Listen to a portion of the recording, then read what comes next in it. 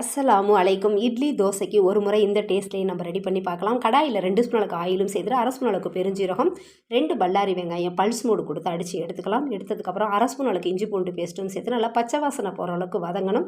வதங்கினதுக்கப்புறம் அரை ஸ்பூன் அளவுக்கு மஞ்சத்தூள், 1 ஸ்பூன் அளவுக்கு மட்டன் மசாலா, 1 ஸ்பூன் அளவுக்கு மிளகாய் தூளும் சேர்த்துக்கலாம்.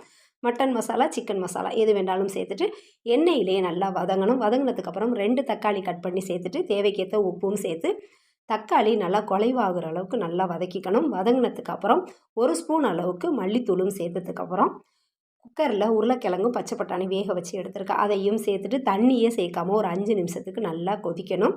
கொதித்ததுக்கப்புறம் கொஞ்சமாக மல்லித்தலையும் சேர்த்துட்டு ஃபைனலாக பார்த்தீங்கன்னா ஒரு அரை கிளாஸ் அளவுக்கு கெட்டியான தேங்காய் பாலும் சேர்த்தோம்னா ஒரு அருமையான டேஸ்ட்டில் இந்த பச்சை பட்டாணி உருளைக்கிழங்கு கிரேவி ரெடி ஆகிடும். ஒரு முறை இட்லி தோசைக்கு ட்ரை பண்ணி பாருங்கள். டேஸ்ட்டு பார்த்திங்கன்னா ரொம்ப நல்லா இருந்துச்சு. தோசைக்கு தான் நான் ரெடி பண்ணிக்கிட்டேன். தேங்க்யூ ஃபார் வாட்சிங்.